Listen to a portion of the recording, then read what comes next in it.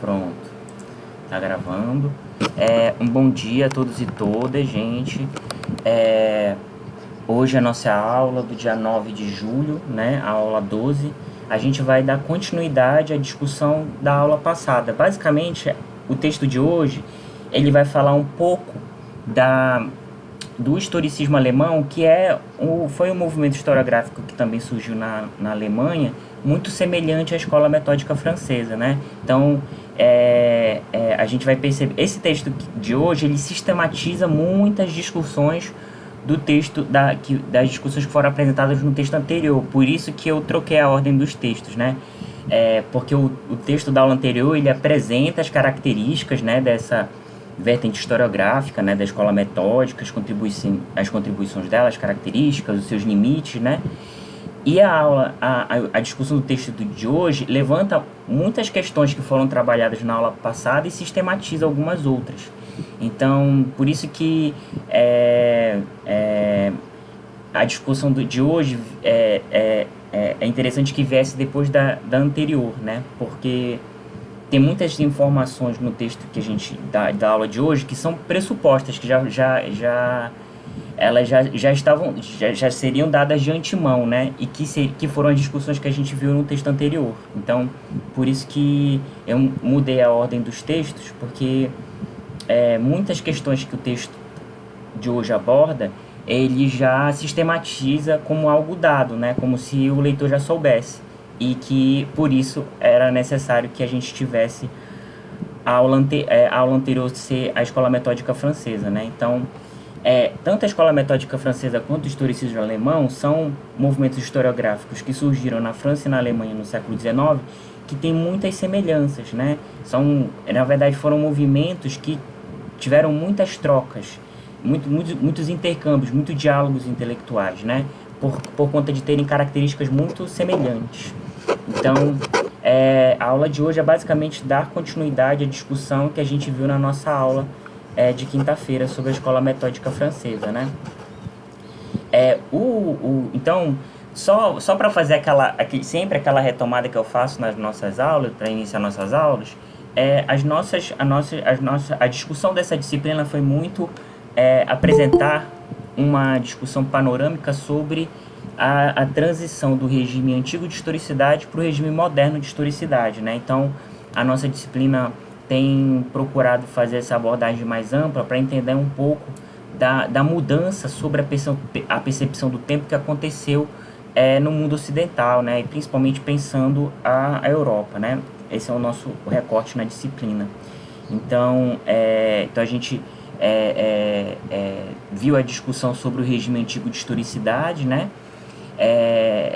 E a gente está vendo a discussão sobre o regime moderno de historicidade, né? Então, a nossa disciplina ela tem esses dois grandes momentos de discussão, e a gente está no momento desenvolvendo a discussão sobre o regime moderno de historicidade, com todas aquelas discussões que a gente já viu anteriormente sobre a questão da aceleração do tempo na modernidade, a emergência do conceito moderno de história, e a maneira como isso foi sendo sistematizado com a própria ideia de a construção da história como uma disciplina científica, né? Que é basicamente as discussões que a gente vai ver hoje, né? A gente viu na aula passada com a escola metódica francesa, hoje a gente vai ver com o historicismo alemão, e nas nossas duas últimas aulas a gente vai ver com o materialismo histórico ou o marxismo, né? Que também é uma vertente historiográfica que vai pensar também a história como ciência, e a gente vai ver um pouco das diferenças que o materialismo histórico tem em relação ao historicismo alemão e à escola metódica francesa, embora tenham essa visão comum de entender a história como ciência. Só que os historicistas alemães e os metódicos franceses têm uma visão determinada de ciência, e a gente vai ver que o materialismo histórico tem uma outra visão sobre ciência, mas esse era um debate comum desses historiadores do século XIX, né? De pensar o conhecimento histórico como um conhecimento científico, no sentido de que é um conhecimento que é verificável, né? É um conhecimento que é necessário ser provado através de documentos, e por conta disso ele precisa obedecer algumas regras, ele precisa ter uma metodologia de trabalho. E essa é a grande contribuição original desses historiadores, né? Como eu falei para vocês, toda aquela discussão que esteve presente no Introdução aos Estudos Históricos, aquele manual, né? Aquele livro do Langlois e do Signobo, que eles vão apresentando uma série de regras de como organizar os documentos, né? A crítica interna, a crítica externa das fontes, né?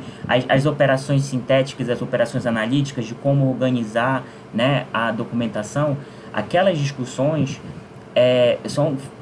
foram uma contribuição extremamente original, né, desse ponto de vista, do ponto de vista metodológico, e que, por exemplo, serve de referência até hoje quanto à organização de documentação em arquivo, em instituições de pesquisa. Claro que se avançou bastante no transcorrer do século XX em relação às técnicas de organização de arquivo, mas eles foram quem deram o pontapé inicial em relação a isso, né? Por isso que essa foi uma contribuição muito importante. Então, do ponto de vista da metodologia, realmente os historiadores metódicos, os historicistas alemães deram uma contribuição original. A questão que a gente vai ver e que foi criticado já no texto passado está relacionado à perspectiva historiográfica deles, né?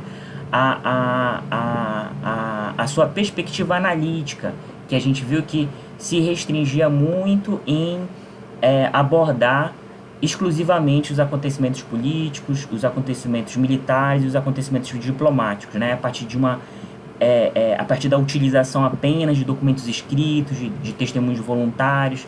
E aí a gente vai perceber que essa perspectiva tinha um limite, né? Tinha uma visão sobre a história, né? Um posicionamento político também muito presente nessa abordagem, e que a gente já viu as críticas na última aula, né? Em relação a essa perspectiva analítica, né?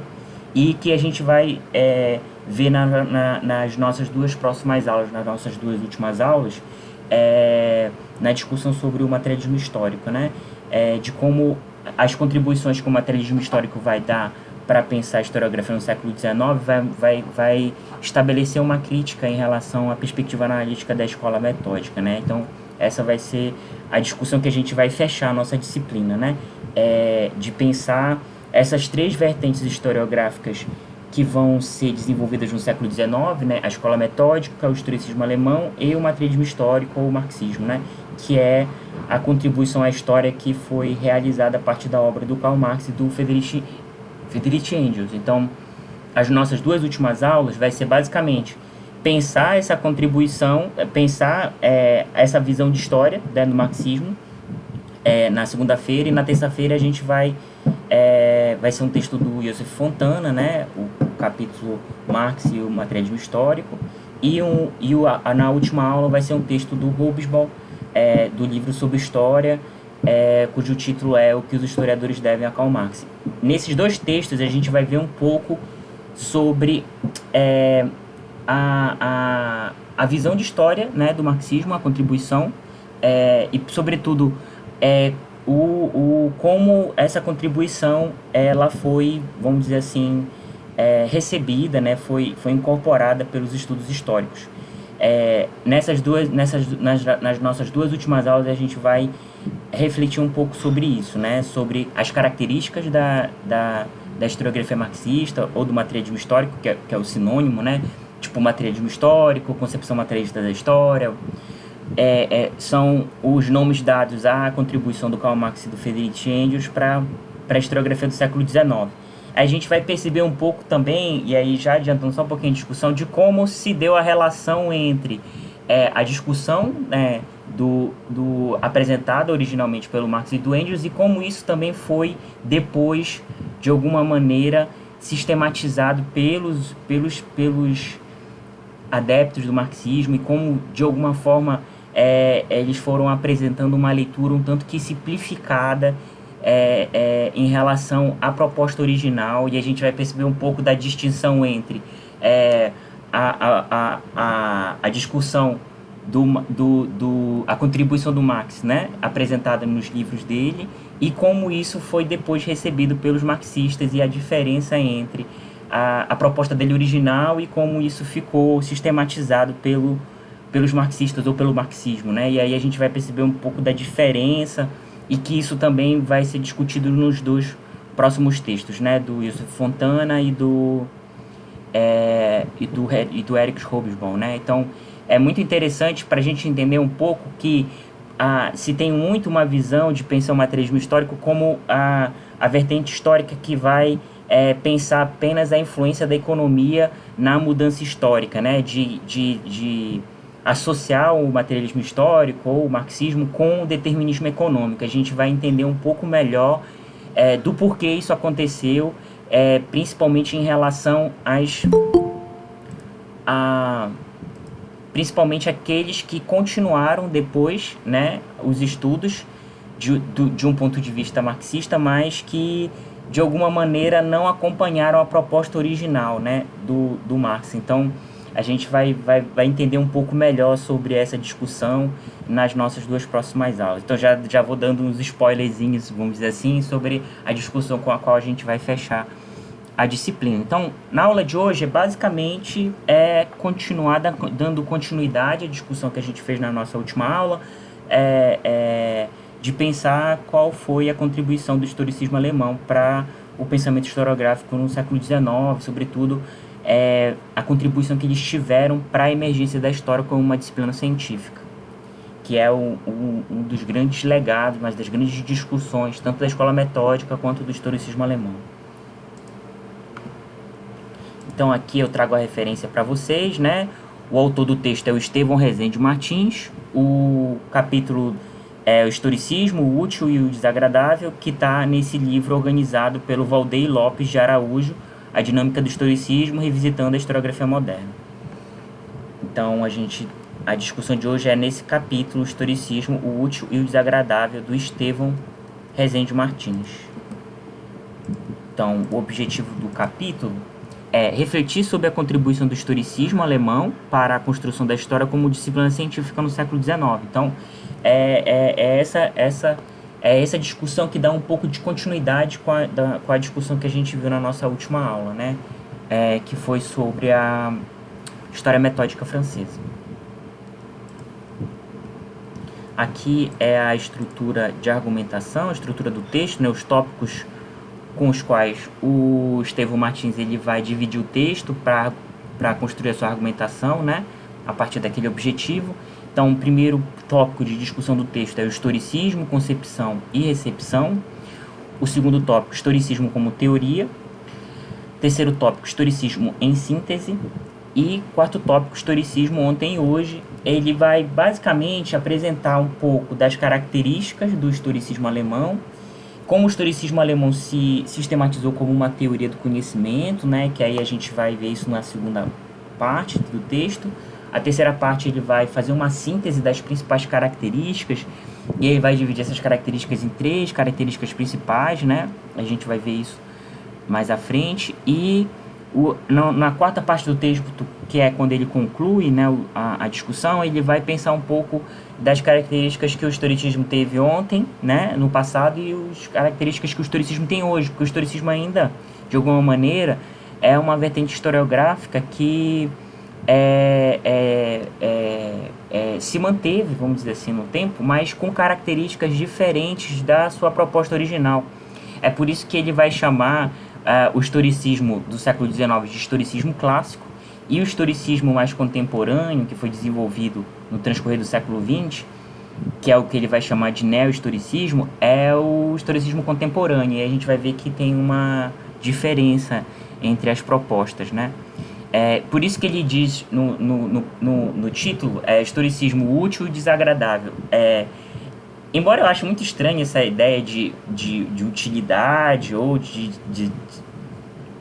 qualificar, né, as contribuições científicas de uma vertente historiográfica dessa forma, né, entre útil e desagradável, mas basicamente o que ele está querendo dizer qual foi a contribuição útil, vamos dizer assim, válida do historicismo. Foi, de fato, construir uma metodologia de pesquisa histórica, né, com regras que devem ser obedecidas, regras que contribuam para que o conhecimento histórico ele seja verificável, que ele seja sistematizado e tal. Então, esse seria o útil, né, a contribuição importante do historicismo. E o desagradável é o que ele vai apresentar já nas conclusões, que foram as manifestações que o historicismo teve numa vertente mais contemporânea, nos estudos literários, que de alguma maneira acaba abandonando essas questões de rigor do método da pesquisa histórica, né? E aí é isso que ele vai, a partir de um relativismo cultural. Então, é isso que ele vai dizer que seria o desagradável, né? Seria, de alguma maneira, a vertente mais contemporânea do historicismo abandonar ou se abster das regras de organização da documentação, de crítica interna e externa, e todas essas questões que foram muito importantes para a organização de uma metodologia da pesquisa histórica, né? Então, vamos para a discussão do texto, a nossa primeira parte de argumentação do Estevão Martins. Então, o primeiro tópico do texto é historicismo, concepção e recepção. Então, eu inicio com uma citaçãozinha dele, do Estevão Martins, que diz o seguinte: é corrente entre os historiadores a concepção de que o historicismo é a forma científica da história e do conhecimento histórico surgida na primeira metade do século XIX. Então, tanto o historicismo alemão quanto a escola metódica francesa foram essas duas vertentes historiográficas muito semelhantes entre si, que procuraram dotar a história de um método, né? De um método, sobretudo, de tratamento, de organização documental. Então, essa é a grande distinção e a grande contribuição tanto do historicismo alemão quanto da escola metódica francesa. Geiger e Russen, que são dois historiadores, né, consideram o historicismo, né? O historicismo é a concepção de história como ciência que busca pensar a distinção entre presente e passado e a sua relação com o futuro. Então, essa é uma perspectiva que historiadores metódicos e historicistas alemães tinham, que era essa questão de pensar a relação entre presente e passado e como é que essa perspectiva sobretudo do presente, como é que ele contribuía para projetar o futuro, né? Que é aquela discussão que a gente viu lá do conceito moderno de história, que é cada vez mais se voltar para o futuro, né? Tanto essas vertentes, a escola metódica, o historicismo alemão, quanto o marxismo, vão ter essa preocupação de pensar a relação entre presente e passado, para entender o presente e, sobretudo, construir propostas políticas de futuro, né?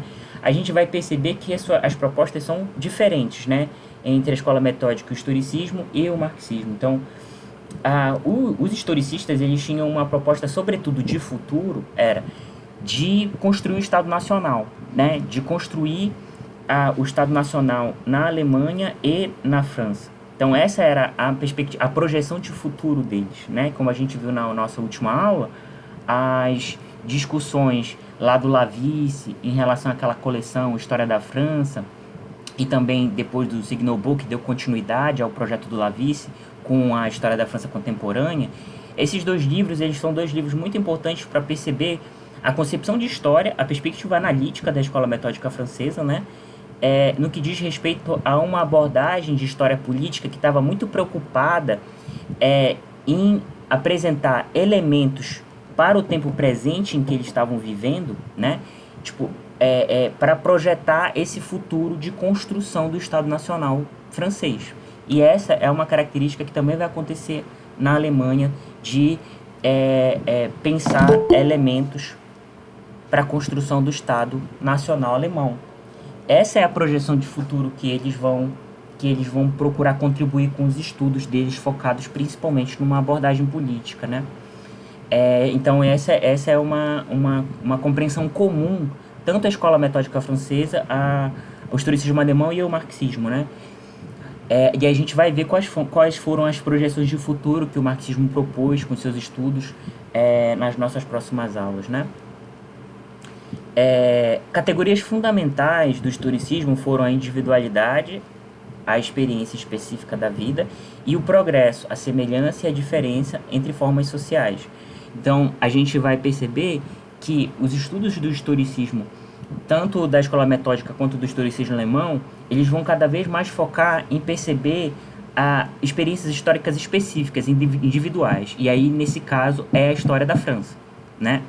E no caso do alemão, a história da Alemanha, né? E de pensar essa questão do progresso, no sentido de quais contribuições os estudos históricos podem dar de pensar o futuro, né, os desdobramentos futuros da história, tanto da Alemanha e da França, nesse sentido da construção do Estado Nacional. Então, o progresso, aquela ideia de progresso que a gente viu desde lá da discussão do conceito moderno de história, que vinham e que alimentou a discussão para pensar a Revolução Francesa, essa é uma discussão que vai perdurar todo o século XIX, né? Essa é uma ideia que vai orientar muitos estudos históricos dessas vertentes historiográficas no século XIX, que é a ideia de progresso. Então, nesse sentido, uma forma de contribuir com o progresso, com o avanço social, né? Com a evolução, e essa ideia é uma ideia muito do século XIX, a ideia de evolução, a ideia de progresso associado à evolução. Lembrem que no século XIX é quando surge o livro do Charles Darwin, né? A evolução das espécies. Então, a ideia de evolução é uma ideia que vai ser muito presente, muito cara, de muita importância para os estudos de uma maneira geral, tanto os estudos no campo das ciências sociais, das ciências humanas, quanto das ciências naturais, a ideia de evolução e a ideia de progresso, porque elas vão estar ligadas para essa projeção de futuro, né? De sempre, se volta ao passado, o passado não mais para trazer lições para o presente, mas sim de voltar ao passado para o que ele pode trazer para a gente projetar o futuro. E esse é um ponto fundamental, né? Que a gente viu que foi um ponto de ruptura fundamental que a Revolução Francesa trouxe. A ideia de evolução, ela vai estar muito associada com o século XIX é um século de grandes transformações econômicas, políticas e sociais, que vão estar muito associadas a avanços científicos, né? Então, o motor a combustão, a própria organização do sistema fabril a partir do motor de combustão, você conseguir produzir mercadorias cada vez com maior velocidade em menor tempo possível, o avanço nos meios de transporte também, que aí vai acontecer a descoberta do telégrafo, no início do século XX, a própria descoberta do telefone. Então, esses avanços, essas mudanças tecnológicas vão cada vez mais alimentar a ideia de que a sociedade europeia está evoluindo, nesse sentido de que nós estamos avançando em direção ao futuro. E os estudos históricos vão estar muito pautados nessa percepção que a gente viu, que ela não surgiu no século XIX, né? Ela vem desde o início da modernidade, desde o século XVI, que foi passando por mudanças paulatinas, né? Do século XVI ao século XVIII, e no século XVIII teve uma mudança qualitativa bastante grande, até chegar a esse momento que a gente está vivendo no século XIX. Então, a ideia de progresso e de evolução vão ser duas ideias chaves muito importantes para o desenvolvimento dos estudos históricos nesse momento, né? Na verdade, dos estudos de uma maneira geral, não só históricos, né? Das ciências sociais, ciências humanas, das ciências naturais, né? Então, vão ser duas ideias muito importantes desse momento. O historicismo deveria passar de uma concepção generalizante para uma consideração individualizante do processo histórico, que foi aquela questão que eu tinha falado para vocês. Então, cada vez mais vai se pensar, por exemplo, não mais a trajetória da Europa, mas, sobretudo, focar em ter recortes cada vez mais específicos e pensar a história da Alemanha, ou pensar a história da França, ou pensar a história da Itália. Então, cada vez mais, e isso vai estar muito relacionado com os processos de unificação nacional que vão marcar muito os países europeus no século XX, né? Então, o historicismo ele vai dar uma contribuição decisiva, muito importante para esses processos de construção do Estado Nacional, e aí, sobretudo, nesses dois exemplos que a gente está tratando, que é o caso alemão e o caso francês, né? Eu trago uma citaçãozinha do Estevão Martins, que diz o seguinte: a principal virtude do historicismo consiste em ter firmado o entendimento de que um tal... Começando de novo. A principal virtude do historicismo consiste em ter firmado o entendimento de que um tal conhecimento e um tal pensamento histórico são científicos, por requererem o controle metódico de suas operações. Essa é a visão que predomina hoje com respeito ao legado útil do historicismo. Então, aquela questão que eu tinha falado para vocês lá no começo do texto, essa é a dimensão do que o Estevão Martins considera como útil, né? E que eu acho estranho utilizar esse tipo de palavra para pensar contribuições científicas, né? Eu acho que foi a contribuição original, né? Foi a contribuição importante que essa vertente historiográfica deu para a gente pensar a pesquisa histórica neste momento, né? E que, por exemplo, claro, que com o transcorrer do século XX, as técnicas de pesquisa foram sendo modificadas e foram sendo acrescentadas outras questões e que foram recebendo contribuições de outras áreas das ciências sociais, por exemplo, o uso de estatística, né? Que é uma coisa que vai ser largamente sistematizado no transcorrer do século XX. Mas, nesse momento, você pensar a catalogação dos documentos, de conseguir organizar as tipologias documentais, de você fazer a crítica interna e externa, de conseguir com que os arquivos eles conseguissem ter uma organização dos arquivos de maneira sistemática, isso foi uma contribuição da escola metódica e que é uma coisa que, por exemplo, perdura até hoje, como eu já disse para vocês anteriormente, né? Agora, a maneira como se vai analisar as fontes, aí a gente vai percebendo que isso vai se modificando de vertente historiográfica a vertente historiográfica. Então a gente vai ver, por exemplo, na próxima aula, como foi que os historiadores marxistas, o materialismo histórico, pensou a análise de fontes, né? E aí no transcorrer do século XX, as outras vertentes historiográficas, a escola dos análises, a própria história social inglesa, a microhistória, a chamada nova história cultural, e que são as discussões que a gente vai ver futuramente, a gente vai ver como foi se desenvolvendo os processos de análise e interpretação, né? E de acordo com os contextos que foram se modificando no transcorrer do século XX. Então, a gente está tratando aqui do contexto do século XIX, né?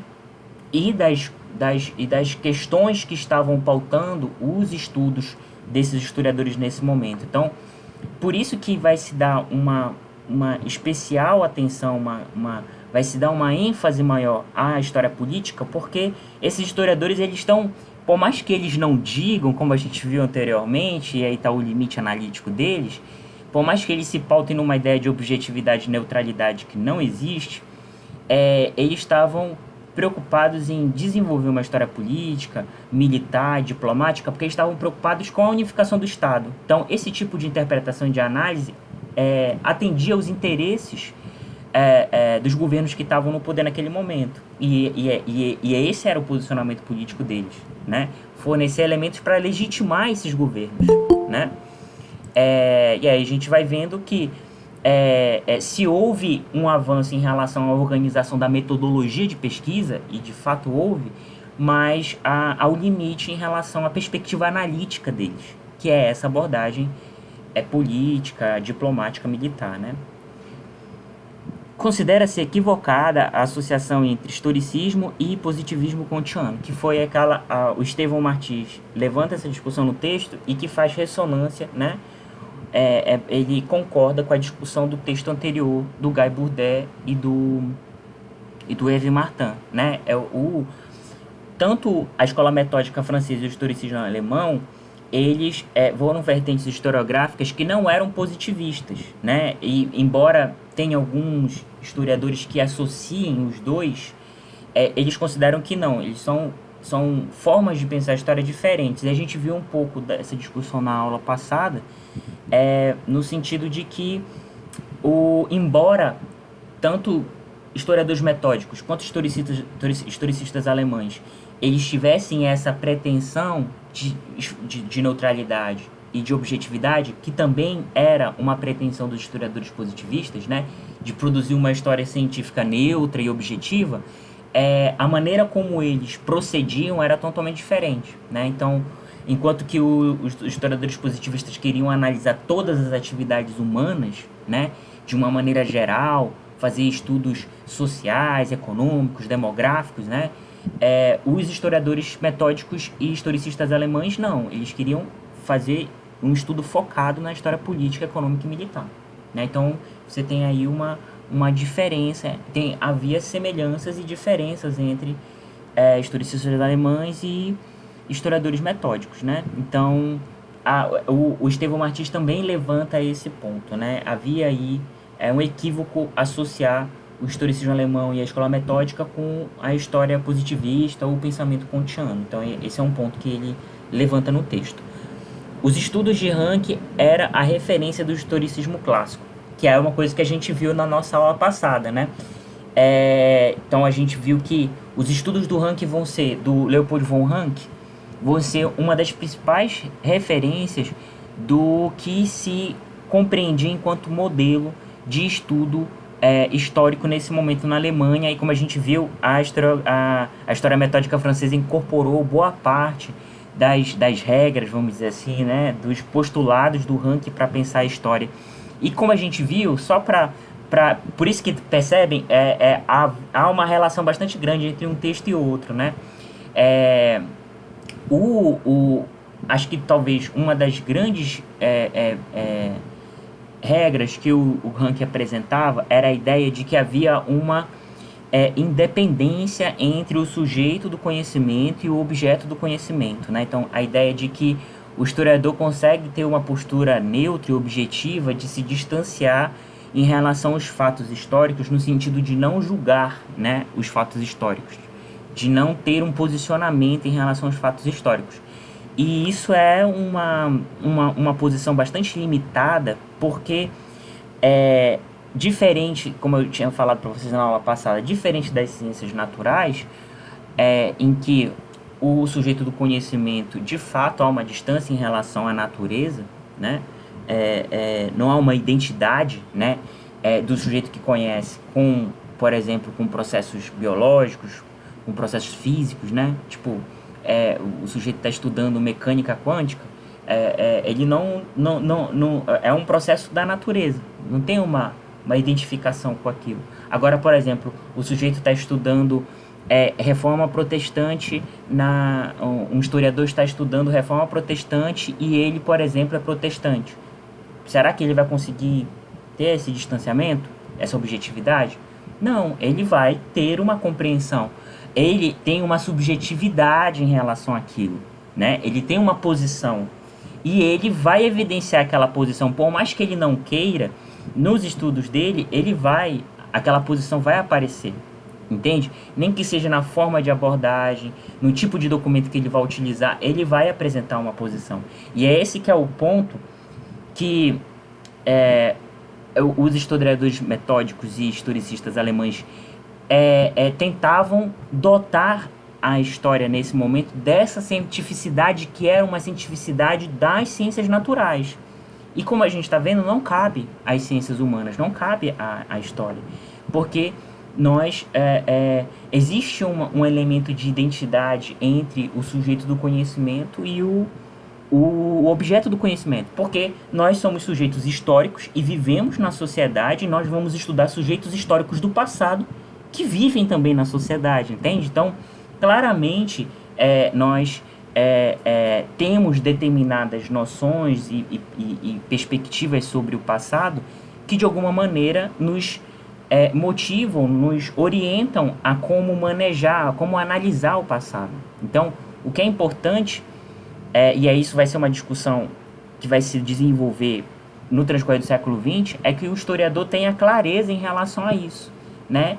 De como a subjetividade dele conduz a pesquisa, né? E o que é importante é ele deixar claro esses aspectos, né? De que não há neutralidade em relação à produção do conhecimento histórico e dos conhecimentos na área de ciências humanas. A semelhança da escola metódica francesa, o historicismo alemão também contribuiu para a construção de uma história nacional na Alemanha, que foi aquela discussão que eu tinha falado para vocês, né? Os estudos do Rank e dos historiadores alemães, de uma maneira geral, também contribuíram para a unificação para a construção do Estado Nacional alemão nesse momento. Porque o que acontecia? Na Alemanha, nesse momento, ela não era um país do jeito como a gente conhece hoje, né? O que existiam eram várias regiões autônomas e que tinha, principalmente a região mais desenvolvida, era a parte norte da Alemanha, chamada Prússia, né? Então, a Prússia, vamos dizer assim, era a parte mais desenvolvida da Alemanha, que ficava ao norte. E você tinha várias outras partes independentes, né? O Vale de Ruhr, a Bavária e várias outras regiões autônomas. Não tinha uma unidade nacional, né? O que existia nesse momento, e isso também acontece na França e também no Brasil de uma maneira geral, nesse momento que esse momento de construção dos estados nacionais é um processo que vai estar transcorrendo nos países no Ocidente de uma maneira geral. Então, o que acontecia? Você tinha várias regiões com características específicas em que você não tinha a ideia do que seria o francês ou o alemão, né? No sentido de uma identidade unificada, entende? E que os estudos históricos vão contribuir para a construção dessa identidade unificada, né? Então, por exemplo, com o processo político de unificação do Estado, não vai ter mais os alemães do norte e os alemães do sul, né? O que vai acontecer vão ser os alemães que fazem parte da nação alemã. E a mesma coisa em relação à França. Não vai ter mais os franceses do norte ou os franceses do sul. Vai se construir a ideia de que todos nós somos franceses, né? Então, que nós habitamos um mesmo território, nós temos uma mesma língua, nós temos o mesmo hino nacional, uma mesma bandeira, todos esses aspectos que vão procurar construir uma unidade única, né? E a mesma coisa vai acontecer com o Brasil nesse momento, do século XIX. Então, não vai mais, vamos dizer assim, existir os brasileiros do norte e os brasileiros do sul, né? Vai se construir a ideia do Brasil enquanto um território nacional, né? Em que todos falam a mesma língua, em que todos têm uma mesma cultura, vamos dizer assim. E aí, gente, é importante entender que esse processo não é um processo simples. E também ele não foi um processo que não aconteceu sem contestação. Porque, no final das contas, o que aconteceu foi as regiões mais desenvolvidas, elas acabaram impondo esse processo de unificação, né? Então, não foi um processo pacífico, né? Não foi um processo simples, né? Foi um processo bastante complexo, e que os estudos históricos nesse momento contribuíram para isso, né? Então, essa é uma dimensão do debate, da discussão sobre a história metódica e o historicismo alemão que foi bastante presente, e por isso que havia uma predileção ou uma preferência pela história política, né, por conta disso. Por exemplo, no Brasil, o desenvolvimento dos estudos históricos no século XIX, eles foram realizados pelo IHGB, que é o Instituto Histórico Geográfico Brasileiro, que surgiu em 1838, e ele tinha essa perspectiva de história, que era a da história metódica. Então, um dos seus grandes historiadores foi o Francisco Adolfo Varnhagen. Um dos principais livros dele é a História Geral do Brasil, que ele faz um estudo amplo e tal, desde o processo de colonização até a independência. E a ideia dele é essa questão de entender como é que surge o Brasil, a ideia de Brasil, né? No sentido de pensar o Brasil como um país, um Estado-nação unificado, né? E aí ele vai construir essa perspectiva nesse livro, A História Geral do Brasil. E que vai, por exemplo, ter uma perspectiva muito de valorizar a contribuição europeia, a contribuição portuguesa para a construção do Estado-nação no Brasil, e em detrimento da contribuição indígena e contribuição africana, por exemplo. Então, cada vez a própria ideia de construção da nação no Brasil vai estar muito pautada nessa discussão, né? O Brasil se constituiu enquanto nação com a contribuição dos portugueses que trouxeram a civilização, vamos dizer assim, né? Trouxeram a religião, trouxeram o Estado, trouxeram as leis, com a contribuição, e aí a contribuição de africanos e indígenas é considerada de maneira secundária, né? De que os africanos contribuíram com o trabalho e os indígenas contribuíram com a cultura, vamos dizer assim, né? Então, esse é um debate que vai ser introduzido também no Brasil no século XIX, a partir do IHGB, do Instituto Histórico Geográfico Brasileiro.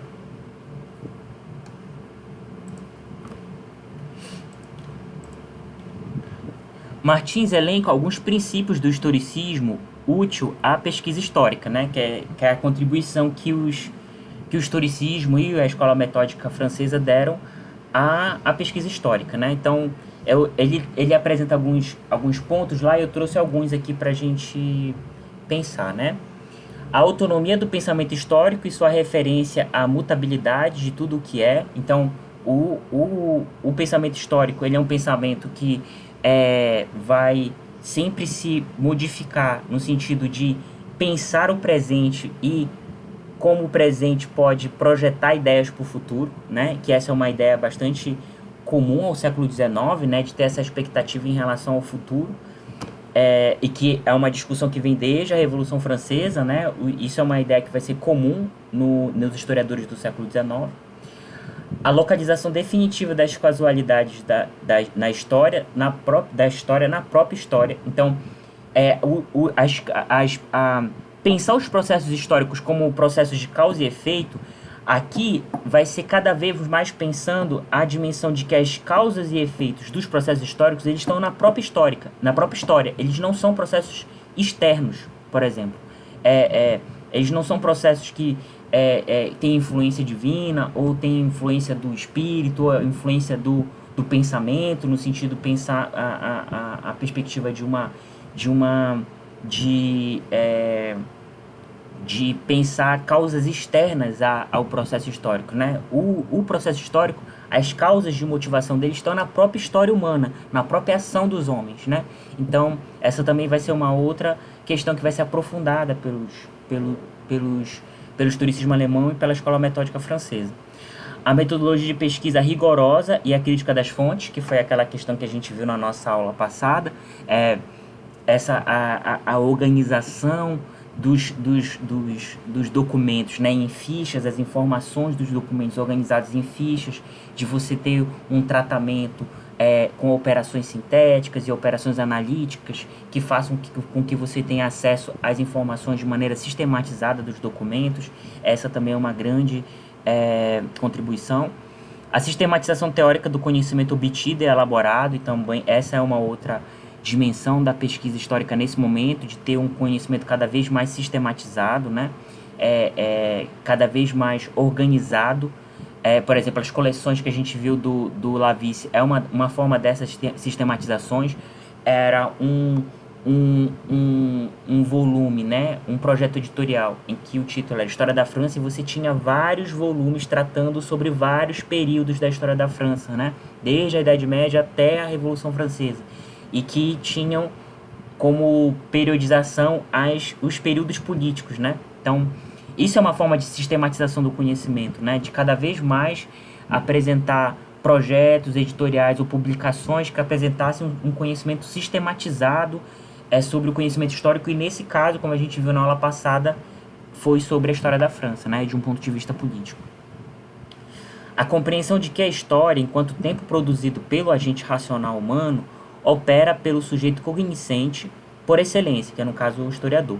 Concentra-se na realização do Estado e da nação. Então, aquela questão que eu tinha falado para vocês, do conhecimento histórico, cada vez mais, neste momento, e a partir dessas vertentes, né, o historicismo alemão e a escola metódica, vai procurar contribuir para a formação e a consolidação do Estado Nacional, que nesse momento estava se organizando, né?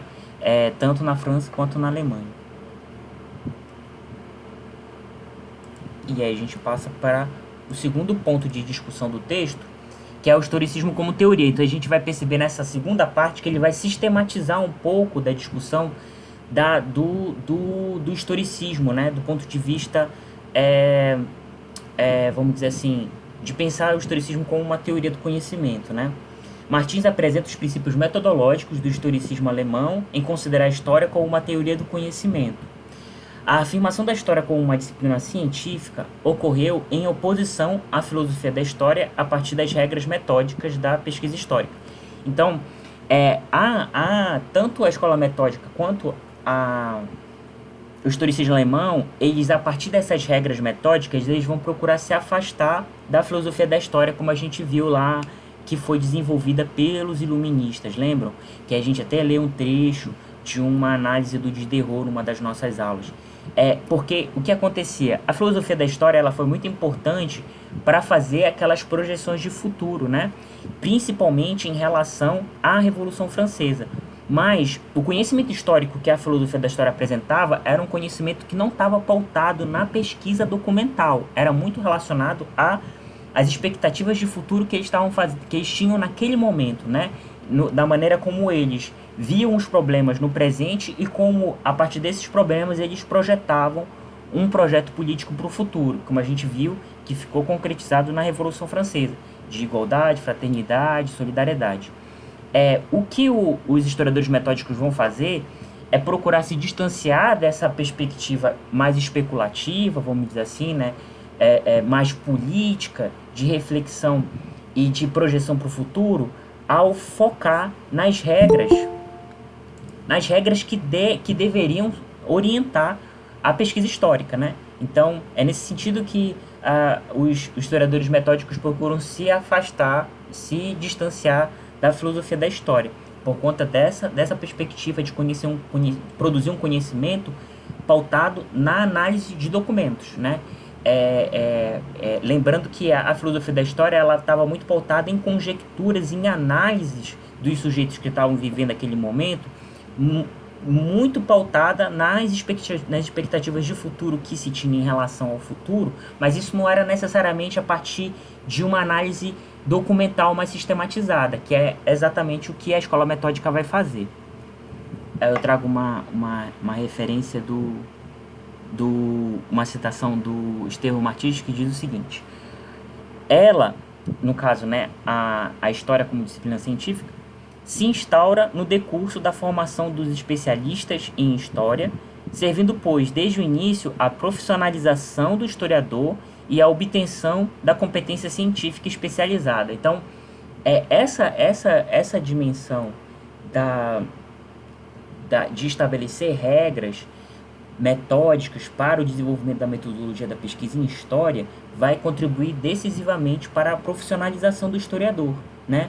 E de pensar a história como uma disciplina científica, né? Uma disciplina que tem os seus conhecimentos que podem ser comprovados a partir dos documentos que são utilizados na sua análise.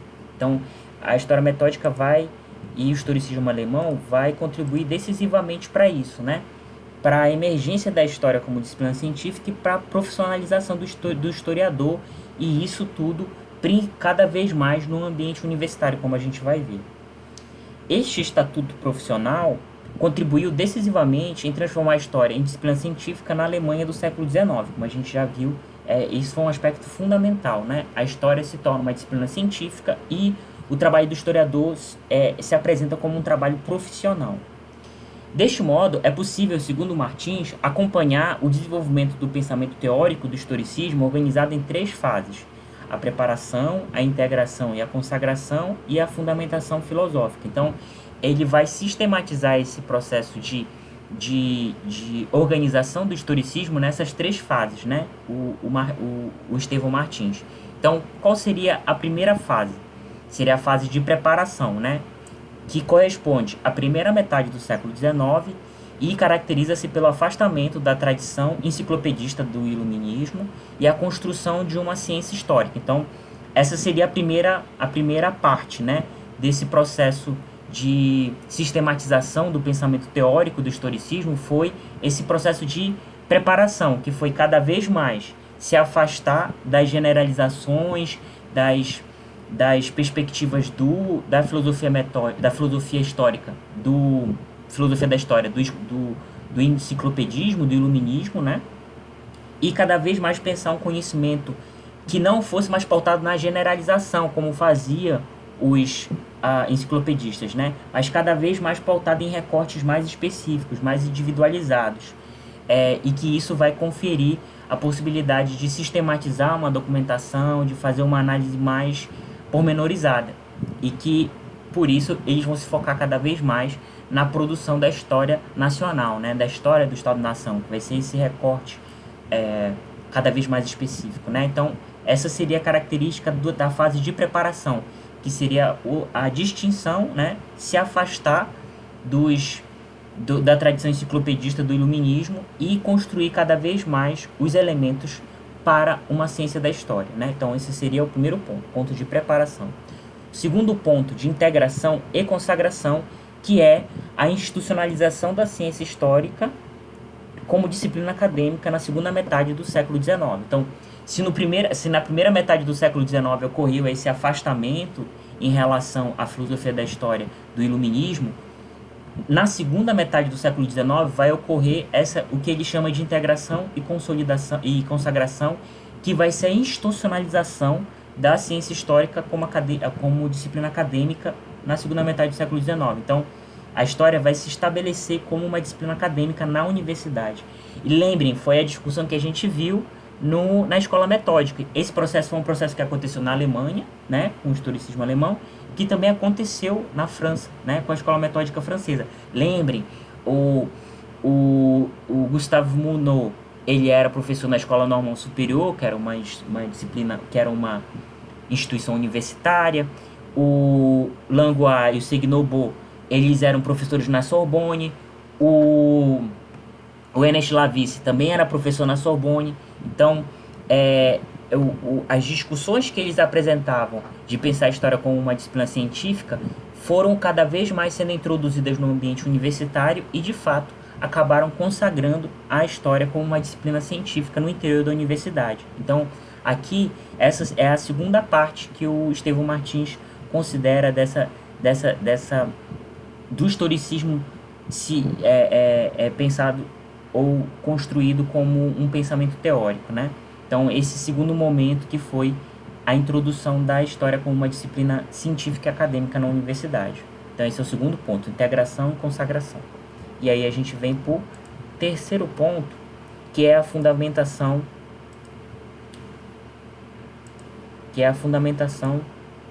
filosófica. Nesse ponto, é a justificativa filosófica para a construção da história como uma ciência humana compreensiva. Então, neste terceiro ponto, vai ser a maneira como a história ela vai se apresentar como uma ciência humana compreensiva. E essa vai ser a justificativa filosófica para transformar a história nessa ciência humana compreensiva. Então, esse seria o terceiro ponto de consolidação, vamos dizer assim, do historicismo alemão como pensar a história como uma disciplina científica ou uma ciência humana compreensiva, né? Então, são esses três pontos que o Estevão Martins elenca que foram importantes para a trajetória dos estudos históricos na Alemanha, né? A partir do ponto de vista do historicismo alemão. Aí eu trago uma citação do Estevão Martins. A justificativa filosófica do historicismo amplia o âmbito da teorização historicista para os pressupostos gnoseológicos, quer dizer, para os pressupostos do conhecimento, e para as implicações do método histórico na concepção correspondente da especificidade da história do agir humano passado. Então, cada vez mais, o historicismo ele vai, a partir dessa sistematização da pesquisa, ele vai pensar a história como um conhecimento específico sobre o agir humano passado, né?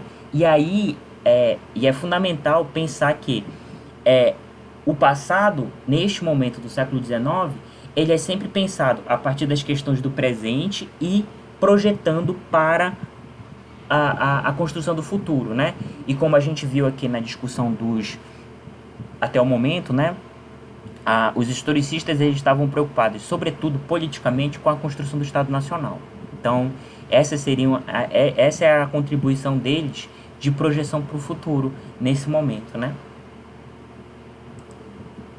E aí a gente vem para a terceira parte do texto, que é o historicismo em síntese. Nessa parte aqui, ele vai, vamos dizer assim, sistematizar a discussão, apresentando principalmente 3 características marcantes do historicismo enquanto perspectiva historiográfica, né, que se construiu no século XIX.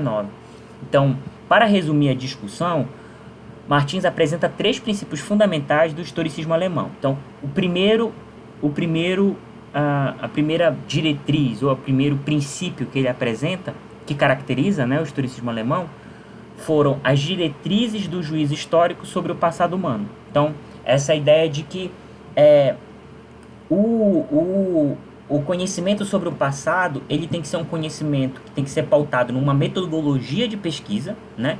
É necessário você saber sistematizar a organização dos documentos, né? E que o passado, o conhecimento sobre o passado baseado em documentos, ele vai procurar apresentar vai sempre partir, né, de uma perspectiva do presente, embora isso não fosse uma questão para os historicistas, né, isso não fosse uma questão clara para eles, mas principalmente de como é que o passado ele ajuda a projetar o futuro, né? Esse é o ponto fundamental de discussão nesse momento. Então, o Estevão Martins, eu trago a citação dele que diz o seguinte: na concepção historicista da história, o passado humano aparece à luz de ideias que, como forças intelectuais de socialização humana, constituem história como um construto coerente de sentido na sequência do tempo, do agir humano que modifica o mundo.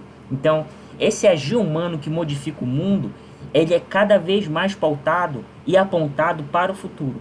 Então, a ideia é de pensar o conhecimento histórico como um conhecimento passado, mas que sempre está pensando a sequência do agir humano, né, que modifica o mundo e que sempre modifica o mundo para o futuro. Então esse é um ponto fundamental que ele traz, né, o Estevão Martins, e que caracteriza muito tanto o historicismo alemão quanto a escola metódica francesa, né, essa perspectiva. E aí a gente passa para o segundo ponto de discussão, as operações metódicas de pesquisa científica. Então esse é o outro ponto, né? A gente viu, ele desenvolve essa discussão no texto, mas não desenvolve da mesma forma, com todos os detalhes que o Guy Bourdet e o Yves Martin desenvolveram no texto passado. Então por isso que o texto passado é bom pensar a discussão dos 2 textos, porque o primeiro texto ele apresenta as características de maneira muito mais pormenorizada, e nesse texto aqui ele já faz uma discussão um pouco mais sistemática, né? No sentido de muitas informações que estavam apresentadas no texto anterior, aqui é apresentado de maneira quase que pressuposta, né? De que o leitor já tem informações sobre aquilo, né?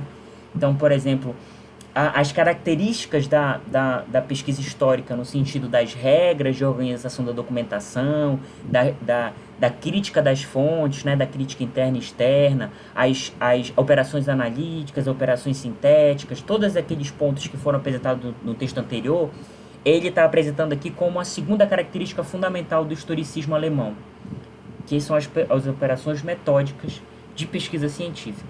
Então eu trago aqui uma citação dele que diz o seguinte: a concepção tipicamente historicista da essência do método histórico decorre de uma dupla intencionalidade. Por um lado, o conhecimento histórico deve ser cientificizado, no sentido de uma disciplina acadêmica reconhecida, isto é, capacitado a um progresso científico permanente. Por outro lado, a pesquisa histórica deve orientar-se por determinações universais, teóricas implícitas ou explícitas, que definem o caráter histórico do agir humano passado e capacitem o conhecimento histórico à formação política. Então, e aí esse aqui é o link para a terceira característica, né? O conhecimento histórico, ele também tem esta pretensão. Ele é um conhecimento sistematizado e científico, né?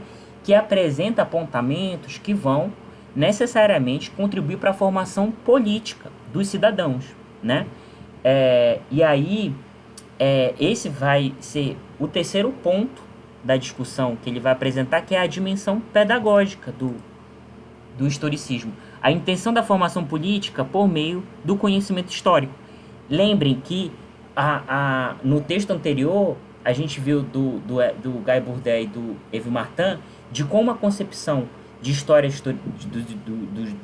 da escola metódica, ela orientou a produção de manuais escolares que eram utilizados na escola primária, né, na França. E a gente viu que tinham todas aquelas características de fazer propaganda nacionalista, de fazer a defesa do regime republicano, de legitimar a conquista colonial.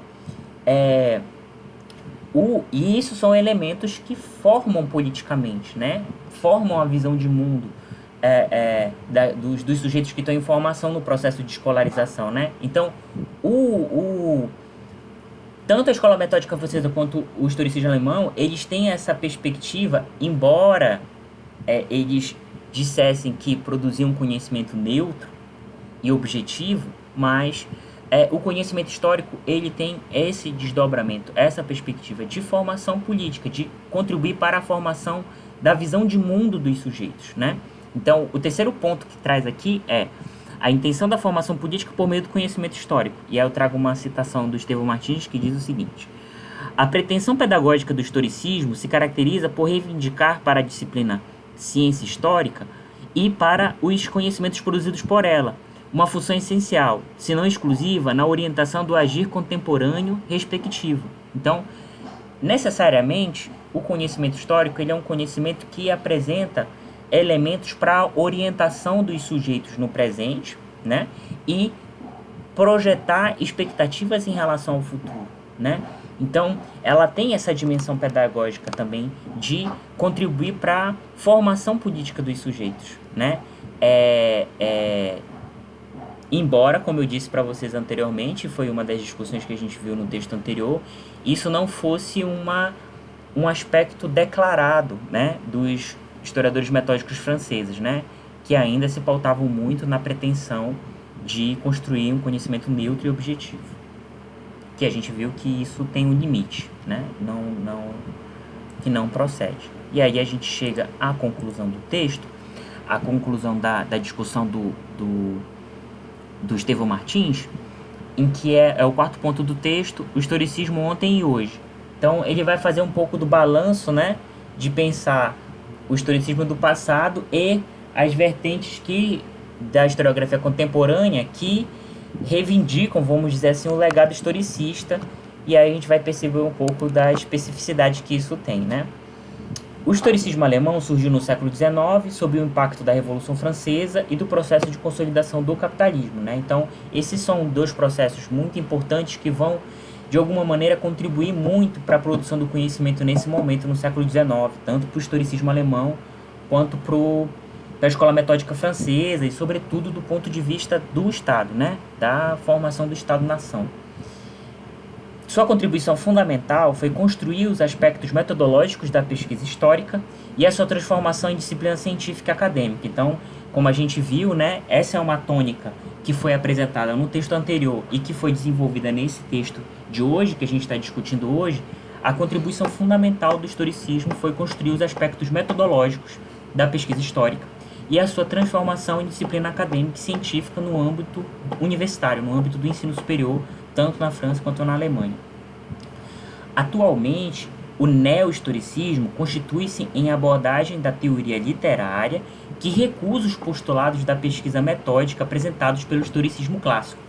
E esse é um ponto de controvérsia que o Estevão Martins vai apresentar no final do texto, né?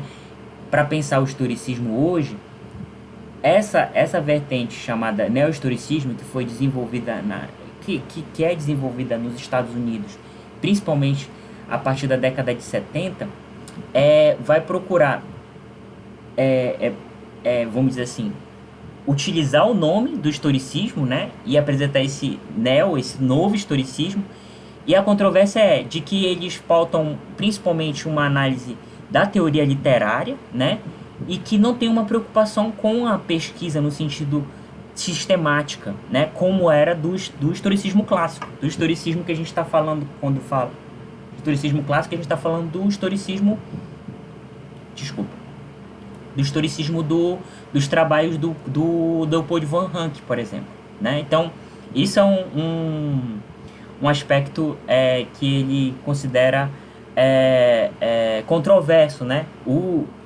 Essa vertente que se desenvolveu nos Estados Unidos, pautada na análise da teoria literária, ela manteve o nome do historicismo com esse prefixo neo, né? Novo historicismo, mas que abandonava as questões da pesquisa metódica, que era uma das grandes características do historicismo clássico, como ele vai dizer, né? Que é desse historicismo do passado. De todo modo, o historicismo clássico apresentou uma relevante contribuição dos históricos ao indicar suas diretrizes científicas. Então, ele encerra o texto com essa questão, né, de pensar o historicismo ontem e hoje, e principalmente de ressaltar essa contribuição, que é uma contribuição cada vez mais... foi uma contribuição muito importante para, pelo menos, apresentar esse pontapé inicial de construir a história como uma disciplina científica, a partir desses postulados da pesquisa metódica, da organização dos documentos, né? E que a gente vai perceber que, se essa foi uma contribuição importante do ponto de vista metodológico, em relação ao ponto de vista historiográfico, no sentido da perspectiva analítica, né, da concepção de história que esses historiadores desenvolveram, e é importante frisar isso, muito pautada, muito fincada numa análise da história política, da história militar e da história diplomática. A gente vai perceber que a gente já no último texto a gente já percebeu o quanto essa perspectiva ela apresentava um ponto de vista muito localizado, muito específico, que acabava ignorando uma série de outros processos e de outras perspectivas, e que obviamente foi objeto de crítica, né, como a gente viu do grupo dos Anali, do pensamento presentista, né, e do próprio materialismo histórico. Então a gente vai perceber a partir das nossas próximas aulas como o materialismo histórico ele vai contribuir para a discussão sobre a historiografia, o desenvolvimento da historiografia no século XIX, apresentando uma outra perspectiva em relação à história, né? A gente vai perceber de como é que a história vai ser pensada a partir de um ponto de vista que vai procurar pensar a materialidade dos processos, sobretudo do ponto de vista socioeconômico, de pensar a relação entre as classes sociais, né? As classes sociais vão aparecer como um processo fundamental de construção da história, e, sobretudo, como o conflito social no transcorrer da história é um elemento de construção, né, dos processos históricos. Então, a própria ideia de classe e a ideia de luta de classes vão começar a aparecer nesse momento a partir do materialismo histórico. Então, a gente vai perceber um pouco da contribuição da discussão do marxismo para a construção da historiografia nesse momento no século XIX, né? E cada vez mais pensar que o conhecimento histórico ele é construído a partir de um ponto de vista social, né?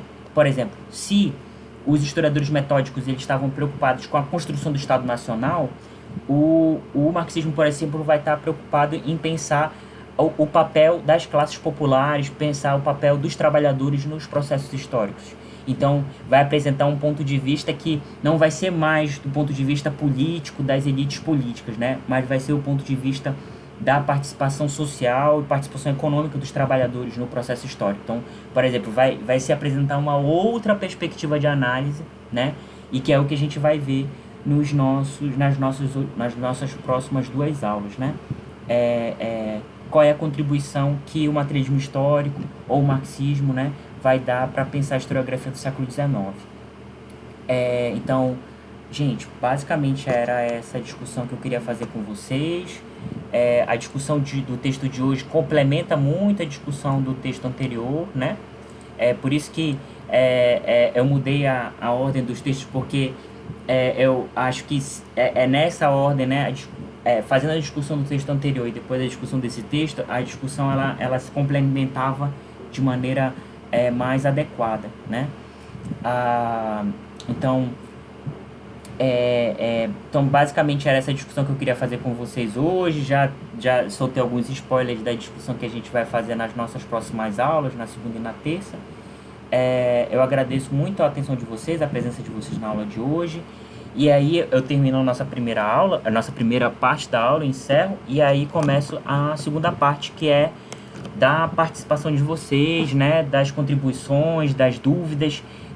Então fiquem à vontade para participar.